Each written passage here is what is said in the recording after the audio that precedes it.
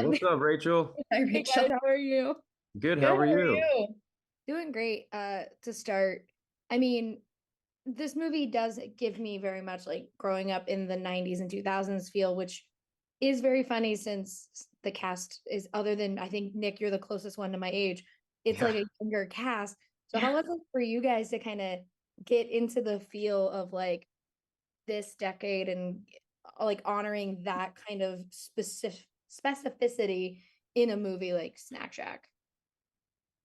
Um, I mean, yeah, like me and Connor and Gabe were all born like post 2000. So yeah, we Yeah, we which we was weren't. such a mind fuck for me personally. I'm now the oldest person on that set. Uh, anyway, don't mean Yeah. to. No, Yeah, so yeah, I mean, I think we all kind of went into it and we're like, what are we gonna do? We weren't even born in the 90s. But honestly, shooting in Nebraska City, like Adam told us, and it was kind of apparent that like not a lot had changed. It's a very slow town. It's really cool. And things kind of still operate the way that they did in the 90s. Like everyone was just hanging out at the pool all summer. And so I think just getting to work there and live there and be surrounded by it. I don't think any of us were ever too conscious about the fact that we were shooting something set in a different decade because it just kind of all happened.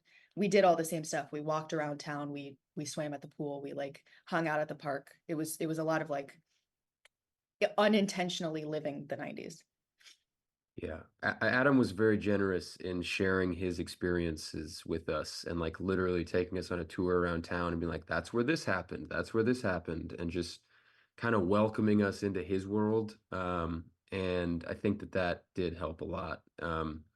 Even though I do have memories from the 90s, I definitely was not being, a lifeguard in the 90s, but yeah, it's a weird thing. I feel more nostalgic now for the 90s than I've ever felt in my entire life, and it doesn't really make any sense, but like or sort of early 2000s, like the other night I started watching Friends and I don't know why. I never liked the show growing up, but somehow just having that kind of direct connection to that time period made me feel like deeply nostalgic. And I think this movie does the same thing for folks of Adam's generation and younger. Yeah. And my God, here's the thing. I love that Brooke just has this camera and her whole thing is to take I in theory it's, real to life pictures, but they're just the most unflattering pictures Yeah. possible. For you, what was the fun of like getting to play with that aspect of her character that she's not somebody who's going to flatter people and she's going to make sure like they're just captured as they are? I love it. I think it's so funny. That's my camera actually that I use, which was really, really cool that I like read the script and saw that it was specifically a Minolta and I was like, oh my God, I have this exact camera. And the camera that I brought was the camera that they had on set for me to use. And I was like, oh my God, so that's fun. But I think it's the same thing as like we do that now. I do that now all the time. I put my phone in 0.5 and like do this stupid picture over people's heads and I'm like, oh, you look horrible. And like it's so fun. Or over Christmas, I'm taking pictures, taking film photos of all my relatives, and I'm like, oh, look at this crazy picture of my uncle that I got. Like I think that aspect of Brooke is so fun, and I feel like it's something that like people do today. Yeah, she's rude. Nick, I just watched and did interviews for Damsel, and so to see you go Oh, from, cool. being a kind of not great prince to like being this almost big brother, like I'm gonna take care of these younger kids and like make sure they're okay when I go back home, like coming of age story is so fun to kind of see these two genres back to back. For you as an actor, what's the exciting part of getting to mess with all these different genres in your work?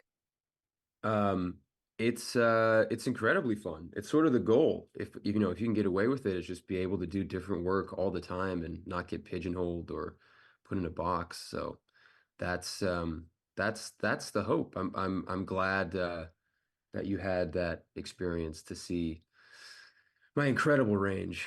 And yeah,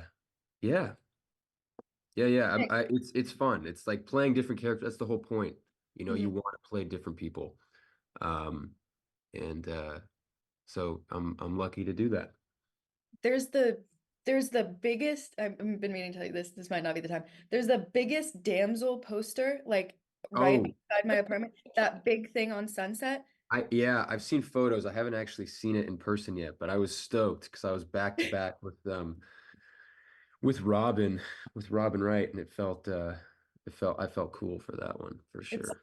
it's crazy driving past a big picture of your face every day. It's amazing. Good. It's the best Yeah, ever I'm so sorry. But also win. out of my control.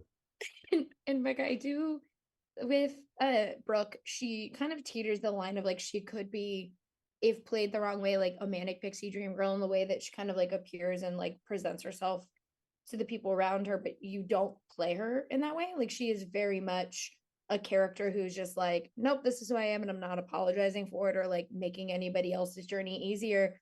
Was that important for you going into this character to make sure she had that roundedness so that Mhm. we didn't kind of view her in the other direction? Totally, totally. Adam and I, the director and I, had a lot of conversations about that. And even though my character is one of the few characters that's not based on one real person, she's kind of an amalgamation of a lot of different people that came into Adam's life. Um, it was super important as she is, you know, the only like main female character in the film, um and the fact that she kind of pushes along the story with AJ and Moose. It was really important to both of us to humanize her and not make her just like you know the girl that comes in and screws everything up. Yeah. Yeah. And like, uh, for a fun last question, you guys obviously had to do a lot of just nonsense in a pool, which Mhm. I think would be a fun work day to just be in a pool all day long. But did you guys have to go through any sort of training to be able to understand what a somewhat okay teenage lifeguard would have to do at a pool?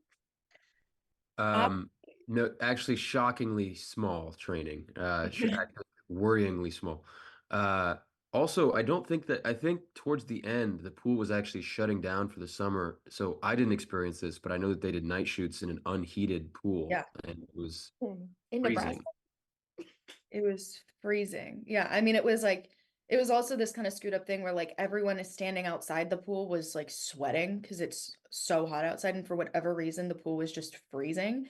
And so like we're all sitting in the pool shivering, dying to get out, and everyone sitting outside the pool is like, shut up, like you're fine. It's so hot out here. Like we all want to be you. Yeah, it was crazy. It was very cold. No, but I did have to do one thing, and it's the armpit toe with Connor, and that was, I mean, like I'm just not athletic and I'm not a good swimmer, and it was like horrible. You were there. They tried to like finagle so much. They were like, Connor, try to kick your feet, like try to help her. They were trying to figure out if they could tow me with something. It was bad. I love it. But thank you guys so much for talking with me today. I really appreciate it. And I can't wait for people to get to see Snack Shack. Thank you. Thank you. Have a great Thanks, one. Rachel.